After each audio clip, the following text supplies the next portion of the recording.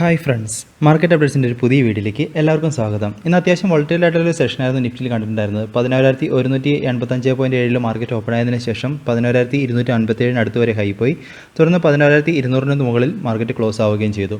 Tata steel, Infosys, GAIL, Bajaj finance, UPL ഇവരായിരുന്നു നിഫ്റ്റിയിൽ top ഗെയിനറായിട്ട് നിന്നിട്ടുണ്ടായിരുന്നത്. അതുപോലെ തന്നെ സെക്ടർ വൈസ് മാർക്കറ്റ് നോക്കുമ്പോൾ PSU ബാങ്ക് മാത്രമായിരുന്നു ഇന്ന് ഡൗണിൽ പോയിട്ടുണ്ടായിരുന്നത്. അതുപോലെ തന്നെ IT സെക്ടർ ആയിരുന്നു ടോപ്പ് ഗെയിനറായിട്ട് നിന്നിട്ടുണ്ടായിരുന്നത്. നിഫ്റ്റിയുടെ ഒരു ചാർട്ടിലേക്ക് നോക്കുകയാണെങ്കിൽ ഇന്നൊരു സൈഡ് വേയുള്ള സെഷനായിട്ട് ആരംഭിച്ചതിന് ശേഷം ആ ഒരു MPC മീറ്റിംഗ് ഒക്കെ വരുന്ന സമയത്ത് മാർക്കറ്റിന് ഒരു വർധനം ഉണ്ടായിരുന്നു. പിന്നീട് ആ ഒരു അനൗൺസ്മെൻ്റ് എല്ലാം വന്നതിന് ശേഷം മാർക്കറ്റ് വീണ്ടും ഡൗണിലേക്ക് പോവുകയാണ് ഉണ്ടായത്. ഡെയിലി ചാർട്ടിലേക്ക് നോക്കുകയാണെങ്കിലും ഒരു ഡോജി ലൈക്ക് പാറ്റേൺ ആണ് മാർക്കറ്റ് ഇപ്പോൾ ഫോം ആയിരിക്കുന്നത്.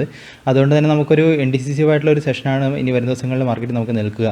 അതുകൊണ്ട് തന്നെ ഈ ഒരു ക്യാൻഡലിൻ്റെ ഹൈ, അതായത് 11,250, അതിന് മുകളിൽ വരുന്ന ദിവസങ്ങളിൽ മാർക്കറ്റിൽ ബ്രേക്ക് ഔട്ട് നടന്നു കഴിഞ്ഞാൽ ഒരു അപ് ട്രെൻഡിനുള്ള ചാൻസസ് നിലനിൽക്കുന്നുണ്ട്. അതായത് ഒരു 11,340 അതാണ് നമുക്ക് അതിനുശേഷമുള്ള ഒരു റെസിസ്റ്റൻസ് ആയിട്ട് നിലനിൽക്കുന്നത്.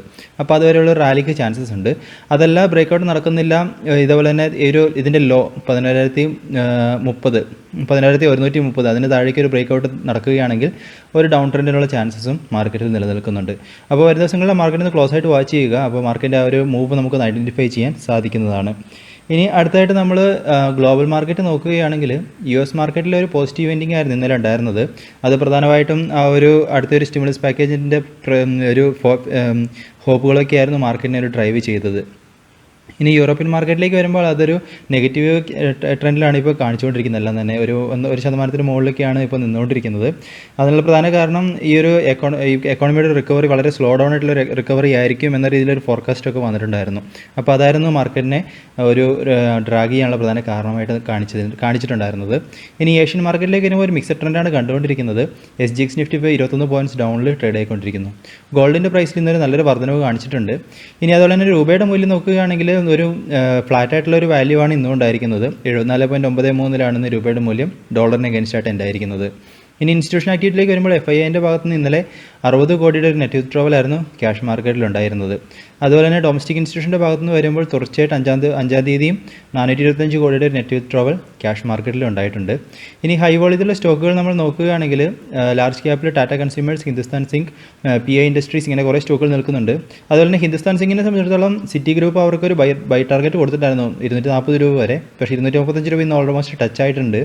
അപ്പോൾ ഇനി നമുക്ക് 240 ജസ്റ്റ് 5 രൂപയും കൂടെ ഉള്ളൂ. അപ്പം നമുക്കിനി ആ ഒരു കോള് എത്രമാത്രം നിലനിൽക്കുന്നു അറിയാൻ സാധിക്കത്തില്ല. എന്നിരുന്നാലും നമുക്ക് കുറച്ച് സ്റ്റോക്കുകൾ അനലൈസ് ചെയ്യുന്നത് നോക്കുമ്പോൾ പവർ ഫിനാൻസ് കോർപ്പറേഷൻ്റെ ഡെയിലി ചാർട്ടിലേക്ക് നോക്കുമ്പോൾ ഒരു പ്രീവിയസ് ഹൈയിലാണ് അടുത്താണ് ഇപ്പോൾ മാർക്കറ്റ് ട്രേഡ് ആയിക്കൊണ്ടിരിക്കുന്നത്. അപ്പോൾ അതിൽ നിന്നൊരു ബ്രേക്ക് ഔട്ട് വരുന്ന ദിവസങ്ങളിൽ നടന്നു കഴിഞ്ഞാൽ ഒരു 87 മുകളിലൊരു ബ്രേക്ക് ഔട്ട് വരുന്ന ദിവസങ്ങളിൽ നടന്നു കഴിഞ്ഞാൽ നമുക്കൊരു 88-89 രൂപ വരെയുള്ള ഒരു റാലി നിലനിൽക്കുന്നുണ്ട്. അപ്പോൾ നിങ്ങൾ ഈ ചാർട്ടിൽ നിന്ന് വരുന്ന ദിവസങ്ങൾ വാച്ച് ചെയ്യുക. അപ്പോൾ ഇതിൽ നിന്നൊരു ട്രേഡിംഗ് പോസിബിലിറ്റി നിങ്ങൾക്ക് ബ്രേക്ക് ഔട്ട് നടന്നു കഴിഞ്ഞാൽ ഇതിൽ നിന്ന് കണ്ടെത്താൻ സാധിക്കുന്നതാണ്. ഇനി അതേപോലെ തന്നെ അടുത്തതായിട്ട് പ്രസ്റ്റീജ് എസ്റ്റേറ്റിൻ്റെ ചാർട്ട് നോക്കുകയാണെങ്കിൽ ബുള്ളിഷ് ക്യാൻഡിലാണ് ഇന്നും പ്ലോട്ടായിരിക്കുന്നത്. അപ്പോൾ ഇതിൻ്റെ ഈ ഇതിനുമുള്ള ഹൈ, അതായത് 227, അതിൽ നിന്ന് ബ്രേക്ക് ഔട്ട് വരുന്ന ദിവസങ്ങളിൽ നടക്കുകയാണെങ്കിൽ നമുക്കൊരു പക്ഷേ ഒരു 244 വരെയുള്ളൊരു റാലിയും നമുക്ക് ഈ ഒരു സ്റ്റോക്കിൽ നിലനിൽക്കുന്നുണ്ട്. അപ്പോൾ നിങ്ങൾ ഈ സ്റ്റോക്കിൽ നിന്ന് ക്ലോസ് ആയിട്ട് വാച്ച് ചെയ്യുക, ഒരു ബ്രേക്ക് ഔട്ട് നടക്കുന്നുണ്ടോ എന്നുള്ളത് വരുന്ന ദിവസത്തിൽ. ഇനി അടുത്തതായിട്ട് ക്രോംപ്ടൺ ഗ്രീവ്സിൻ്റെ ചാർട്ട് നോക്കുകയാണെങ്കിൽ ഇന്നൊരു ബ്രേക്ക് ഔട്ട് നടന്നിട്ടുണ്ട് ഈ ഒരു സ്റ്റോക്കിൽ. അതുകൊണ്ട് തന്നെ നമുക്കൊരു അപ് ട്രെൻഡിനുള്ള ചാൻസസ് ആണ് ഈ ഒരു സ്റ്റോക്കിൽ കണ്ടുകൊണ്ടിരിക്കുന്നത്. അപ്പോൾ നാളെ നോക്കുക. അപ്പോൾ നമുക്ക് വരുന്ന ദിവസങ്ങളിൽ ഒരു ബുള്ളിഷ് ട്രെൻഡ് തുടരുകയാണെങ്കിൽ വീണ്ടും ഒരു റാലി നമുക്ക് ഇതിൽ നിൽക്കുന്നുണ്ട്, കാരണം ഒരു ബ്രേക്ക് ഔട്ട് നടന്നതുകൊണ്ട്. ഇനി അതുപോലെ തന്നെ അദാനി എൻ്റർപ്രൈസസിൻ്റെ ചാർട്ട് നോക്കുമ്പോൾ അതും ഒരു പ്രീവിയസ് ഹൈയിലേക്ക് റീച്ച് ആയിക്കൊണ്ടിരിക്കുകയാണ്. അപ്പോൾ അതിൽ നിന്നൊരു ബ്രേക്ക് ഔട്ട് നടക്കുകയാണെങ്കിൽ നമുക്ക് ഇതിനകത്തും ഒരു പോസിബിലിറ്റികൾ നിലനിൽക്കുന്നുണ്ട്. ഇനി അതുമാത്രമല്ല ടാറ്റ മോട്ടോഴ്സിൻ്റെ ചാർട്ട് നോക്കുകയാണെങ്കിൽ അതിലും പ്രീവിയസ് ഹൈയുടെ അടുത്തേക്കാണ് മാർക്കറ്റ് വന്നുകൊണ്ടിരിക്കുന്നത്. അപ്പോൾ അതിൽ നിന്നൊരു ബ്രേക്ക് ഔട്ട് നടന്നു കഴിഞ്ഞാൽ നമുക്ക് ടാറ്റ മോട്ടോഴ്സിലും ഒരു പോസിബിലിറ്റി നിലനിൽക്കുന്നുണ്ട്. അപ്പോൾ 119 ഒരു റെസിസ്റ്റൻസ് ആയിട്ട് നിലനിൽക്കുന്നത്. അപ്പോൾ അതിൽ നിന്നൊരു ബ്രേക്ക് ഔട്ട് നടക്കുന്നുണ്ടോ എന്ന് വാച്ച് ചെയ്യുക. ഇനി നമുക്ക് ഇന്നത്തെ പ്രധാനപ്പെട്ട അപ്ഡേറ്റുകളിലേക്ക് പോകുമ്പോൾ ഇന്ന് ഏറ്റവും പ്രധാനപ്പെട്ട ഒന്നെന്ന് വെച്ച് കഴിഞ്ഞാൽ RBIയുടെ ഒരു മോണിറ്ററി പോളിസി മീറ്റിംഗ് ആയിരുന്നു. അപ്പോൾ അതിൽ നിന്ന് ഔട്ട്കം നോക്കുകയാണെങ്കിൽ അവർ റിപ്പോ റേറ്റും അതുപോലെ തന്നെ റിവേഴ്സ് റിപ്പോ റേറ്റും അൺചേഞ്ച്ഡ് ആയിട്ട് തന്നെ വെച്ചിരിക്കുകയാണ്. ഇപ്പോൾ റിപ്പോ റേറ്റ് 4% തന്നെയും അതുപോലെ തന്നെ റിവേഴ്സ് റിപ്പോ റേറ്റ് 3.35% തന്നെയും നിലനിർത്തിയിരിക്കുകയാണ്. അതുപോലെ തന്നെ ഈ ഒരു ഫിനാൻഷ്യൽ ഇയർ 21 GDP ഗ്രോത്ത് നോക്കുമ്പോൾ നെഗറ്റീവ് ടെറിട്ടറിയിലായിരിക്കും എന്ന രീതിയിലാണ് ഗവർണർ അപ്ഡേറ്റുകൾ കൊടുത്തിരിക്കുന്നത്. ഇനി അടുത്തതായിട്ട് നബാർഡ് അതുപോലെ തന്നെ നാഷണൽ ഹൗസിംഗ് ബാങ്കുകൾക്കൊക്കെ ഒരു 10,000 കോടിയുടെ ഒരു ലിക്വിഡിറ്റി ഫെസിലിറ്റിയും ഇവർ അലോ ചെയ്തിട്ടുണ്ട്, റൂറൽ എക്കോണമിനെയും അതുപോലെ തന്നെ റിയാലിറ്റി സെക്ടറിനെയൊക്കെ ഒന്ന് ബിൽഡ് ചെയ്ത് കൊണ്ടുവരാനായിട്ട്. അതുമാത്രമല്ല ഇനിയിപ്പം ബാങ്കുകൾക്കൊക്കെ MSME ലോൺസിന് ഒന്ന് റീസ്ട്രക്ചറിങ് പ്ലാൻ ഒരു അടുത്ത മാർച്ച് 31 വരെ 2021 മാർച്ച് 31 വരെ ഒരു റീസ്ട്രക്ചറിങ് പ്ലാനൊക്കെ കൊണ്ടുവരാനുള്ളൊരു ഫെസിലിറ്റിയും അവർ പ്രൊവൈഡ് ചെയ്തിട്ടുണ്ടായിരുന്നു. എന്നിരുന്നാലും മൊറട്ടേറിയം വീണ്ടും എക്സ്റ്റെൻഡ് ചെയ്യുന്നതിനെക്കുറിച്ചൊന്നും ഗവർണർ കമൻറ്റ് ചെയ്തിട്ടുണ്ടായിരുന്നില്ല. അതുകൊണ്ട് തന്നെ ഈ ഒരു മാസം എൻഡാകാൻ പോകുന്ന മൊറട്ടേറിയം വീണ്ടും എക്സ്റ്റെൻഡ് ആകാനുള്ള സാധ്യതകൾ ഇല്ല എന്ന് വേണം കാണാനായിട്ട്. അപ്പം ഇതൊക്കെ ബാങ്കുകൾക്ക് ഇന്നൊരു പോസിറ്റീവ് ന്യൂസ് ആയിരുന്നു നിന്നത്. കാരണം ബാങ്കിങ് സെക്ടറൊക്കെ ഇന്ന് നല്ല രീതിയിലൊരു അപ്പ് മൂവ്മെൻറ്റ് കാഴ്ചവെച്ചിട്ടുണ്ടായിരുന്നു. അതുമാത്രമല്ല ഇനി അടുത്തതായിട്ട് ഗോൾഡ് ലോണിനൊക്കെ ഒരു ലോൺ ടു വാല്യൂ റേഷ്യോ അത് 75% നിന്ന് 90% ഉയർത്തിയിട്ടുണ്ടായിരുന്നു. അതുകൊണ്ട് തന്നെ ഇന്ന് മണപ്പുറം അതുപോലെ തന്നെ മുത്തൂറ്റ് ഫിനാൻസ് ഒക്കെ നോക്കുകയാണെങ്കിൽ അതും അപ് ട്രെൻഡിലേക്ക് വന്നിട്ടുണ്ടായിരുന്നു. അപ്പോൾ ഇതൊക്കെയെന്ന് വെച്ച് കഴിഞ്ഞാൽ ഇൻവെസ്റ്റേഴ്സിൻ്റെ ഭാഗത്ത് നിന്ന് നമ്മൾ നോക്കുമ്പോൾ ഇത് ഒരു എക്സ്പെക്റ്റഡ് ആയിട്ടുള്ള ഒരു അനൗൺസ്മെൻറ്റ് എന്ന രീതിയിലാണ് കാണാനുള്ളത്. കാരണം ആ ഒരു അനൗൺസ്മെൻറ്റ് വന്നതിന് ശേഷവും മാർക്കറ്റിലൊരു അപ് ട്രെൻഡ് ഉണ്ടായിരുന്നില്ല. അതിനുശേഷം മാർക്കറ്റ് വീണ്ടും ഒരു കറക്ഷൻ ഉണ്ടാവുകയാണ് മാർക്കറ്റിൽ ഉണ്ടായിരുന്നത്. അതുകൊണ്ട് തന്നെ ഒരു എക്സ്പെക്റ്റഡ് ആയിട്ടുള്ളത് അല്ലെങ്കിൽ ഒരു എക്സ്ട്രാ ഓർഡിനറി ആയിട്ടുള്ള ഒരു അനൗൺസ്മെൻറ്റ് ഇതിനകത്തൊന്നും ഇൻവെസ്റ്റേഴ്സിൻ്റെ ഭാഗത്ത് പ്രതീക്ഷിച്ച രീതിയിൽ ഉണ്ടായിട്ടില്ല എന്ന് വേണം ഈ ഒരു അനൗൺസ്മെൻറ്റിനെ തന്നെ കാണാനായിട്ട്. ഇനി അടുത്തതായിട്ടുള്ള പ്രധാനപ്പെട്ട അപ്ഡേറ്റുകളിലേക്ക് നോക്കുമ്പോൾ HDFC ഇന്ന് ക്വാളിഫൈഡ് ഇൻസ്റ്റിറ്റ്യൂഷണൽ പ്ലേസ്മെൻറ്റ് വഴിയായിട്ട് ഫണ്ട് റേസിങ്ങിനുള്ള ഇത് ലോഞ്ച് ചെയ്തിട്ടുണ്ടായിരുന്നു. 1834 രൂപ 1838 രൂപ 94 പൈസയായിരുന്നു ഫ്ലോർ പ്രൈസായിട്ട് സെറ്റ് ചെയ്തിട്ടുണ്ടായിരുന്നത്. അപ്പോൾ അതിൽ നിന്ന് ലേറ്റസ്റ്റ് അപ്ഡേറ്റുകൾ നോക്കുമ്പോൾ 4 മടങ്ങിലധികം സബ്സ്ക്രിപ്ഷനാണ് ഈ ഒരു QIPയിൽ ഉണ്ടായിരിക്കുന്നതെന്നാണ് അപ്ഡേറ്റുകളിൽ കണ്ടിട്ടുണ്ടായിരുന്നത്.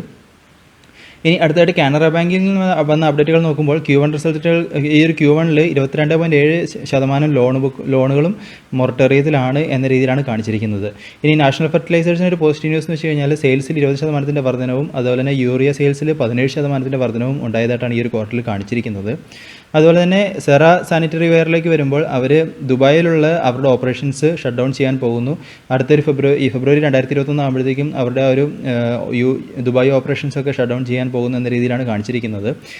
ഈ ഒരു ദുബായ് ഓപ്പറേഷൻസിൽ നിന്ന് അവർക്ക് ഏകദേശം 0.2% ടോട്ടൽ ടേൺ ഓവറിൻ്റെ 0.2% ഇവർക്ക് കിട്ടിയിട്ടുണ്ടായിരുന്നത്.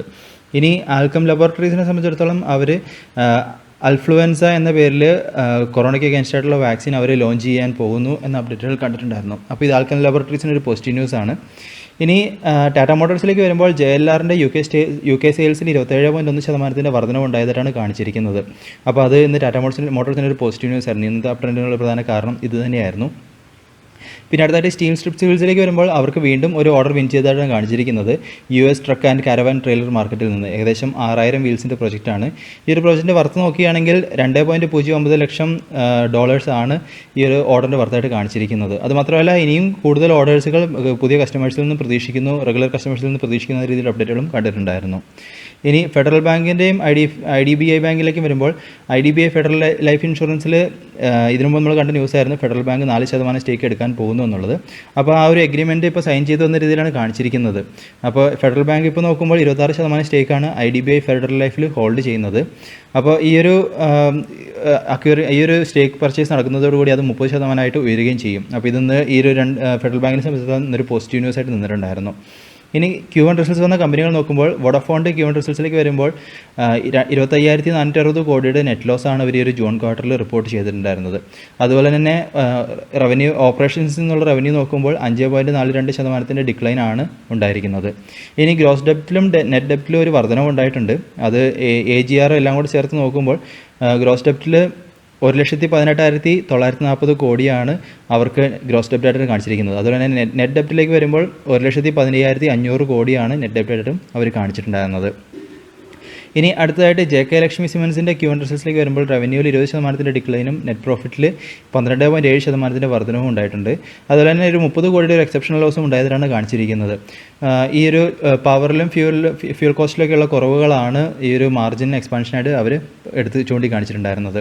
ഇനി അദാനി പവറിലേക്ക് വരുമ്പോൾ റവന്യൂവിൽ 33% ഡിക്ലൈനും നെറ്റ് ലോസിൽ 682 കോടിയുടെ നെറ്റ് ലോസും ആണ് അവർ റിപ്പോർട്ട് ചെയ്തിട്ടുണ്ടായിരുന്നത്. ഇനി അടുത്തതായിട്ട് അദാനി ഗ്യാസിലേക്ക് വരുമ്പോൾ റവന്യൂവിൽ 57.3% ഡിക്ലൈനും നെറ്റ് പ്രോഫിറ്റിൽ 68% ഡിക്ലൈനുമാണ് ഉണ്ടായിരിക്കുന്നത്. ഈ ഒരു ക്വാർട്ടറിൽ അവർക്ക് പുതിയതായിട്ട് 979 PNG ഹോം കണക്ഷൻസ് എടുക്കാൻ സാധിച്ചു എന്ന രീതിയിൽ കാണിച്ചിട്ടുണ്ടായിരുന്നു. അതുപോലെ തന്നെ വോളിയത്തിൽ 53% ഡിക്ലൈനും ഉണ്ടായിട്ടുണ്ട്. അത് പ്രധാന കാരണമായിട്ട് അവർ കാണിച്ചിരിക്കുന്നത് കൊറോണയുടെ ഇമ്പാക്റ്റുകൾ തന്നെയാണ്. ഇനി അപ്പോളോ ടയർസിലേക്ക് വരുമ്പോൾ റവന്യൂവിൽ 33.7% ഡിക്ലൈൻ ഉണ്ടായിട്ടുണ്ട്. അതുപോലെ തന്നെ 134 കോടിയുടെ ഒരു നെറ്റ് ലോസും റിപ്പോർട്ട് ചെയ്തിട്ടുണ്ടായിരുന്നു. എല്ലാ സെക്ടർ വൈസ് നോക്കുമ്പോൾ എല്ലാ സെക്ടറിലും തന്നെ ഒരു ഡിക്ലൈൻ ആണ് അവർക്ക് റവന്യൂവിൽ ഉണ്ടായിരിക്കുന്നത്. ഇനി അടുത്തതായിട്ട് ബ്ലൂ സ്റ്റാറിലേക്ക് വരുമ്പോൾ റവന്യൂവിൽ 60% ഡിക്ലൈനും അതുപോലെ തന്നെ 20 കോടിയുടെ ഒരു നെറ്റ് ലോസും അവർ ഈ ഒരു ക്വാർട്ടറിൽ റിപ്പോർട്ട് ചെയ്തിരിക്കുന്നു. അവർക്ക് ഇതിനു മുമ്പ് 75.4 കോടിയുടെ ഒരു നെറ്റ് പ്രോഫിറ്റ് ആയിരുന്നു ഉണ്ടായിരുന്നത്. ഇനി വേൾപൂൾ ഇന്ത്യയിലേക്ക് വരുമ്പോൾ റവന്യൂവിൽ 48% ഡിക്ലൈനും നെറ്റ് പ്രോഫിറ്റിൽ 85% ഡിക്ലൈനുമാണ് അവർക്ക് ഉണ്ടായിരിക്കുന്നത്. അതുപോലെ തന്നെ ബിർള സോഫ്റ്റിനെ സംബന്ധിച്ചിടത്തോളം അവർക്ക് നല്ലൊരു റിസൾട്ട് ഉണ്ടായിരുന്നു. റവന്യൂവിൽ 1% വർധനവും നെറ്റ് പ്രോഫിറ്റിൽ 18.4% ഡിക്ലൈനുമാണ് ഉണ്ടായിരിക്കുന്നത്. എന്നിരുന്നാലും അവർക്ക് ഈ ഒരു ക്വാർട്ടറിൽ $179.7 മില്യൺ വർത്ത് ചെയ്യുന്ന പ്രൊജക്റ്റുകൾ കോൺട്രാക്റ്റുകൾ സൈൻ ചെയ്യാൻ സാധിച്ചു എന്ന രീതിയിലാണ് കാണിച്ചിരിക്കുന്നത്.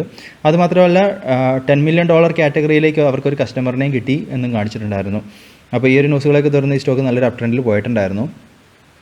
ഇനി മണപ്പുറം മുത്തൂറ്റ് ഫിനാൻസ് ഇവരെ സംബന്ധിച്ചിടത്തോളം ഇന്നത്തെ RBI അനൗൺസ്മെൻ്റ് ആയിരുന്നു ഇന്നൊരു അപ് ട്രെൻഡ് ഒരു സ്റ്റോക്കിലൊരു വർധനവിന് കാരണമായിട്ട് നിന്നത്. ലോൺ ടു വാല്യൂ ലിമിറ്റ് 75% നിന്നും 90% ഉയർത്തിയതായിട്ട് കാണിച്ചിട്ടുണ്ടായിരുന്നു. അപ്പോൾ ഇത് മാർച്ച് 2021 മാർച്ച് 31 വരെ ഈ ഒരു ഫെസിലിറ്റി അവൈലബിൾ ആണെന്ന രീതിയിലാണ് RBI അപ്ഡേറ്റുകൾ കൊടുത്തിട്ടുണ്ടായിരുന്നത്. തുടർന്ന് ഈ ഒരു സ്റ്റോക്കുകളൊക്കെ ഗോൾഡ് ലെൻഡേഴ്സൊക്കെ അപ് ട്രെൻഡിൽ പോയിട്ടുണ്ടായിരുന്നു. ഇനി NIITയെ സംബന്ധിച്ചിടത്തോളം MIT ഏകദേശം 30 ലക്ഷം ഷെയർസ് അല്ലെങ്കിൽ 2.12% സ്റ്റേക്ക് NIITയിൽ അക്യൂർ ചെയ്യാൻ പോകുന്നു എന്നൊരു ന്യൂസുകൾ വന്നിട്ടുണ്ടായിരുന്നു. അക്യൂർ ചെയ്തു എന്ന ന്യൂസുകൾ വന്നിട്ടുണ്ടായിരുന്നു. അപ്പോൾ ഈ ഒരു കറണ്ട് പർച്ചേസോട് കൂടി MITയുടെ സ്റ്റേക്ക് ഈ ഒരു ഹോൾഡിംഗ് നോക്കുമ്പോൾ 3.99% ഉയർന്നിട്ടുണ്ടായിരുന്നു. അപ്പോൾ ഈ ഒരു ന്യൂസായിരുന്നു NIITക്ക് ഇന്നൊരു അപ് ട്രെൻഡിന് കാരണമായിട്ട് നിന്നത്. ഇനി അതുപോലെ തന്നെ മാക്സ് ഫിനാൻഷ്യൽ സർവീസിലേക്ക് വരുമ്പോൾ അതിൻ്റെ promoter Max venture investment holdings അവർ ഏകദേശം 2.26% സ്റ്റേക്ക് അവർ ഓപ്പൺ മാർക്കറ്റ് വഴിയായിട്ട് വിറ്റിട്ടുണ്ടായിരുന്നു. അത് അവരുടെ സ്റ്റേക്ക് റെഡ്യൂസ് ചെയ്തിട്ടുണ്ടായിരുന്നു. അപ്പോൾ ഇത് മാക്സ് ഫിനാൻഷ്യൽ സർവീസിലേക്ക് വരുമ്പോൾ അവർക്കൊരു നെഗറ്റീവ് ന്യൂസാണ്. അപ്പോൾ ഇതൊക്കെയാണ് ഇന്നത്തെ പ്രധാനപ്പെട്ട അപ്ഡേറ്റുകൾ. അപ്പോൾ നിങ്ങളും ഈ ഒരു സ്റ്റോക്കുകളെയും നിങ്ങളുടെ അനാലിസിസൊക്കെ നടത്തുക ഈ ഒരു സ്റ്റോക്കുകളിലൊക്കെ. അപ്പോൾ നിങ്ങൾ കണ്ടെത്തുന്ന കാര്യങ്ങളൊന്നും നിങ്ങൾ കമൻറ്റ് വഴിയായിട്ടൊക്കെ ഒന്ന് അറിയിക്കുക. അതുപോലെ തന്നെ നിങ്ങൾക്കുള്ള അഭിപ്രായങ്ങളും നിർദ്ദേശങ്ങളും തീർച്ചയായിട്ടും നിങ്ങൾ അറിയിക്കുക. പുതുതായിട്ട് ഇമ്പ്രൂവ്മെൻറ്റിനുള്ള പോസിബിലിറ്റീസ് ഒക്കെ ആണെങ്കിൽ തീർച്ചയായിട്ടും അറിയിക്കുക. പുതിയ അപ്ഡേറ്റുകളായിട്ട് നമുക്ക് വീണ്ടും കാണാം. അതുവരെ this is Tony signing off.